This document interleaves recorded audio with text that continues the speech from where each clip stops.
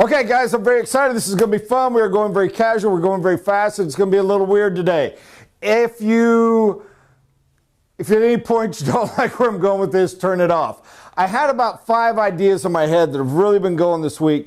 Some of them really fantastic. I was sure I was going to catch them in to write down before we had to film this, and I didn't, and that's okay. I love some of those ideas. Hopefully they'll come back and I'll hash them out down the road. But I have some fun I want to have today, and it comes back, and I'm glad again that I didn't, because I'm sitting here thinking, what are we going to talk on today? And I remember last week we went over very basic stuff, and I need to deal with a little bit of that basic stuff, and I think I can help a little bit more. One of the questions that has to be asked when you're doing sales, and I know, that's not the right way. We're being realistic here for a minute, okay? One that has to be asked is, how do I manipulate somebody? How do I manipulate someone? It isn't evil. It isn't bad. It's part of it. Some folks want it. Some don't. Still going. It's like having a weapon. You have a gun. You can be a bad person that shoots people. You can be a good person that defends people. You can just have fun and go shooting into targets. I don't care. The gun isn't bad. How you use it is. Manipulation skills are not bad. How you use them are. Those of you that disagree, feel free to write emails, but you will be wrong, so don't waste your time. That is a truth. I used to be better at it than I am today. To a certain extent, I got good enough that certain things just happen natural. To a certain extent, I used it for the bad too much in my youth, and I felt guilty, and I eased off a little bit. That's all right. One of the main things to remember in trying to, if you prefer the word guide, in trying to manipulate someone is what is the value. You cannot do it purely from your own standpoint unless you're just a bull. A bull's manipulating. I'll give you an example. I'll never forget it. My son is scared to death at that moment to this day. We were out at the farm, and it's winter, and we're feeding the cattle. And we've had a week of just nasty cold, and snow has dumped, and just before it melted and it had turned to ice for a couple of days, it dumped snow again. I haven't even been able to get out there to get them their hay. These are some hungry cattle. Okay? No big woof. They're cows. Animal that could kill you in a second. So docile. They're sweet and easy. Got the nicest big, he's a 2,300 pound monster, but the sweetest bull in the world. You could pet this dude. He was fun. I get out there and I'm dropping hay, and I'm getting a bag of feed to supplement, and I'm here to tell you, this cat, all docile, went away. He was hungry. This dude was hungry, and he lowered the ground and came at me, and I treated him like a normal. Back up, stupid. And he ducked his head, and I'm telling you, I swear to you, flames or sparks came out of his eyes. I know you say it's not chemically possible. Friggin' sparks and flames came out of his eyes, and he pawed the ground, and I screamed, "Eep!" I'm telling you, it was a scene from a daggum Dr. Seuss movie.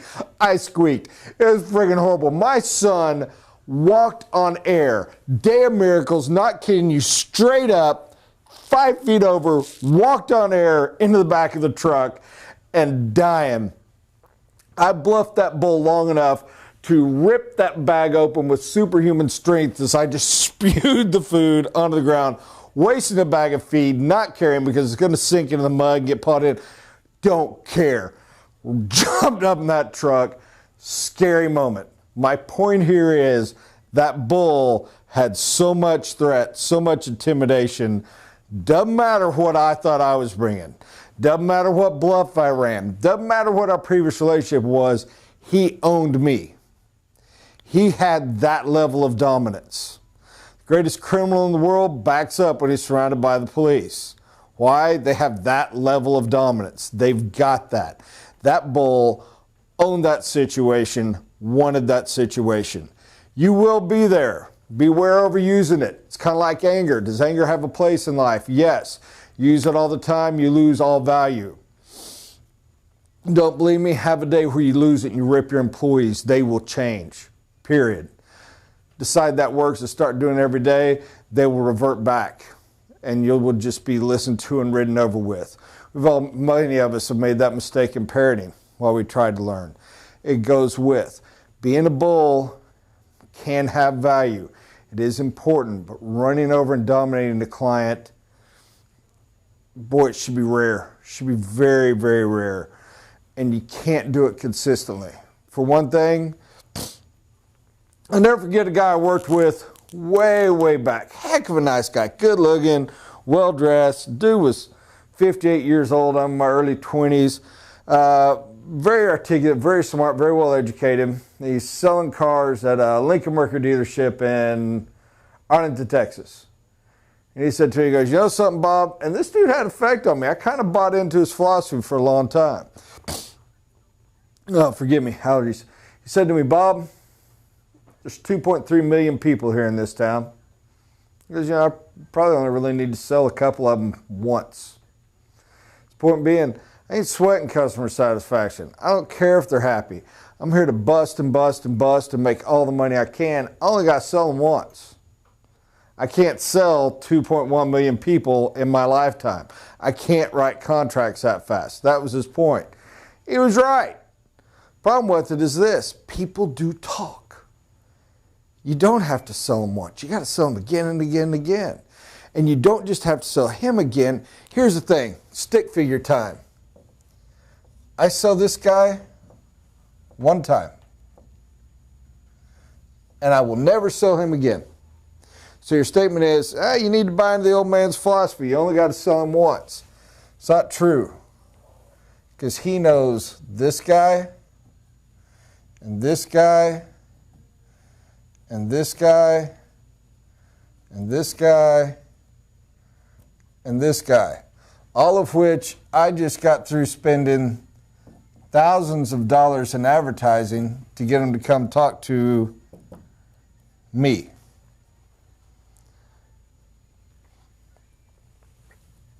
They know he bought from me.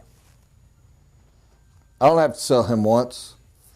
I got to sell him 2, 3, 4, 5, 6 times. You want to take it even farther? He knows 6 people. I got to sell him 12, 16, 18, hundreds, thousands of times. I got to sell this guy who is directly only ever going to buy from me once. I got to sell him again and again and again. And that is what that guy didn't get, and that's what I didn't get for years. They talk, they influence, they come together. The bull owns him. You know what these guys learn from the bull? A, kill the bull, and B, don't ever go on that field. You cannot dominate this guy and get these folks. So I'm not going to tell you being the bull doesn't have value. I'm not going to tell you it isn't a way to manipulate. I'm not going to tell you it isn't a way to win. Because if you can do it with strength, you will almost always win. But I am going to tell you it is not long term. So I want to discuss how to manipulate someone. You can't, if you're not going to do it directly, you're set through the bull session. The second is deal with idiots. Problem with selling idiots, and idiots, there's a lot of them out there, guys. There really are. Some of them are idiots because they're just so dang sweet, they'll believe anything you'll tell them. Some of them are idiots just because they're not as smart as they think. Greatest idiot in the world is the person that thinks they're brilliant and ain't. God's cakewalk. I mean, you have to fight not to manipulate these people. All you got to do is feed their ego for a second, they swallow it and go. Idiots are not long-term viable. Idiots don't know enough people to help you. Idiots rarely have the money. Idiots turn on you.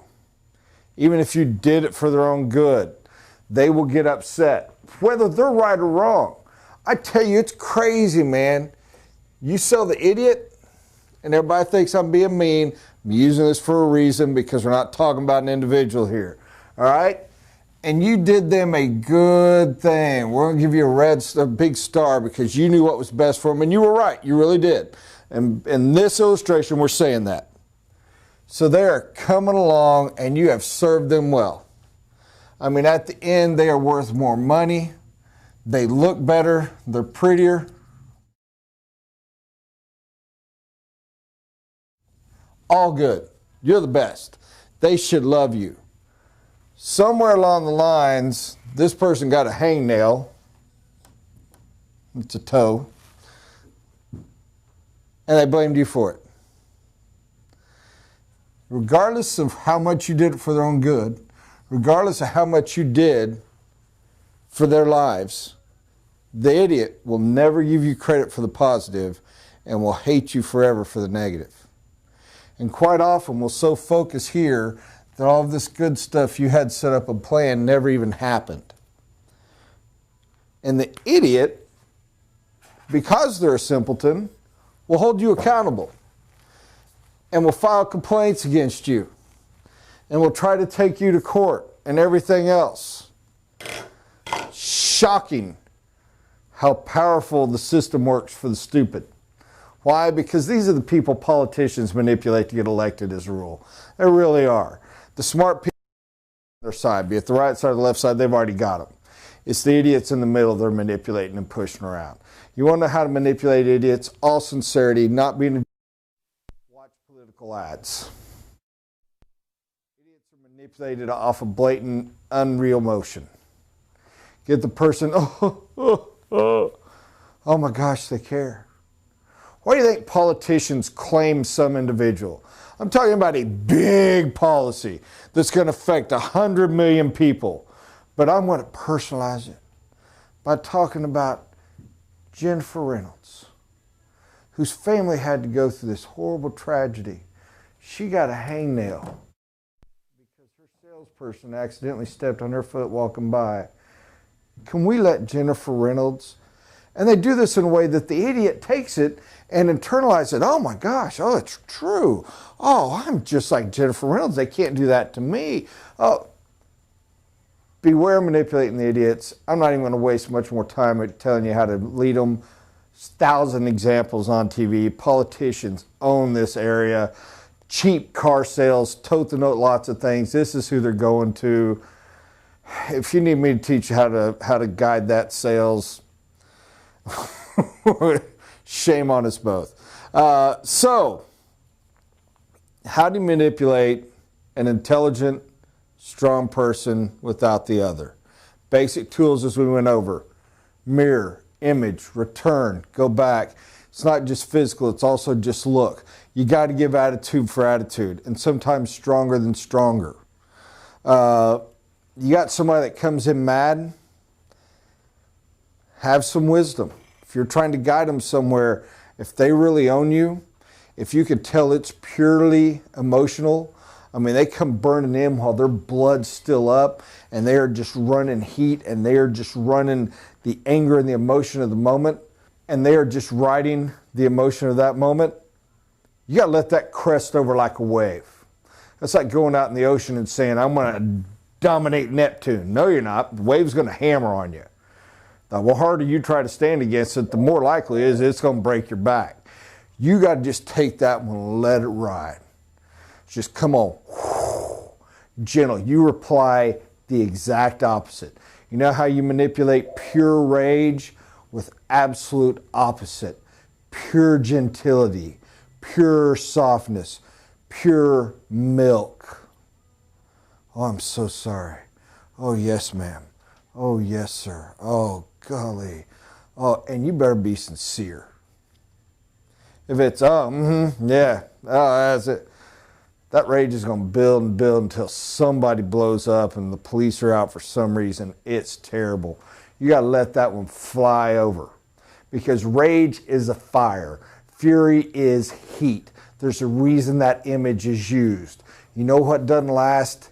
Heat. Heat burns up. Heat burns out. Fire has to consume. It will fade away. Let that one come and take it, take it, take it. When it starts to eat at your belly and you've got to fight back, you take it. You go next door and kick the neighbor's dog because you don't want to hurt your own dog. You do what you got to do. You go and scream at your employees when this person leaves. You punch a hole in the wall. You get a shot at Jack Daniels. Don't know, don't care. Do what you got to do to take care of the stress it caused within you. Mostly let it go. My advice, in all sincerity, all those funny joke things set aside, and I'm dead serious on this, take a moment, meditate, pray. Take that stress that you were caused by all that rage going, greet it with love. You know what the opposite is of hate? Love. I'm dead serious, guys. I mean this. Love. Love erases it. You don't need alcohol. You don't need violence. You don't need anger. You need love. The extent you can greet them straight up, truly with love at the time, is the extent you will never feel the stress. But if you do, let that go. Because it's your own insecurities, nerves, fears, and everything that are causing that to seem painful. You're okay, let that be. That is all right. Now, the person that is angry and is coming at you hard, that is plotted, the one that's hacked and makes an appointment a week or two in advance, that thinks they're laying out the groundwork to come and get you, you meet them strong. That person comes in your office, well, here's the mistakes you made and here's what y'all have done. You cannot take them. They are expecting the gentle. They're expecting, I'm mad and I'm coming at you. There's a difference, guys. They are not riding emotion. They are not riding a flame. They are riding what they view as an army of strength behind them, and they're coming at you hard. This is mirroring. Those are supposed to be two different R's, sorry. Mirroring. You have got to come at them harder. Shock them. Rock them. Somebody comes at you, man, hey, shut up. You don't come in here lying to me. I mean, you've got to hit it. It will blow them out of their socks. You've got to mirror their strength with strength. You've got to mirror their anger with anger. You've got to pull up your righteous indignation. Likewise, somebody comes to you and is a little bit timid and is a little afraid. There's two ways to go. I want to use the mirror image. Love the mirror image. We're stuck on the mirror image for a while. Two ways you can look in a mirror. One is reflect. Somebody's gentle and timid and soft. Reflect. Make them comfortable. Make them feel that way. At the same time, here's another great truth of the mirror. What is on the right and the mirror is on the left.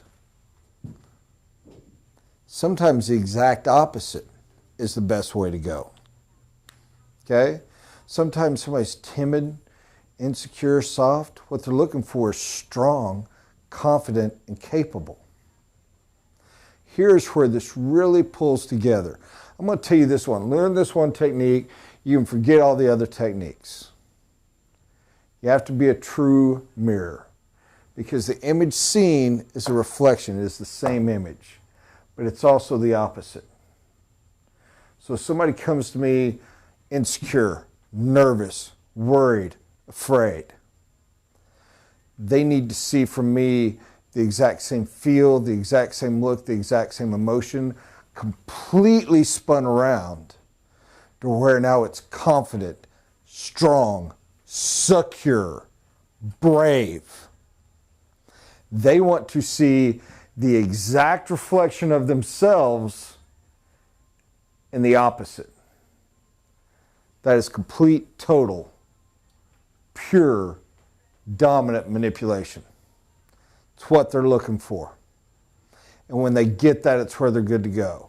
I wish I had time. I've gone too long. I'd love to dance this into pretty girl syndrome, which is the answer of always, why does the pretty girl date the worst guy?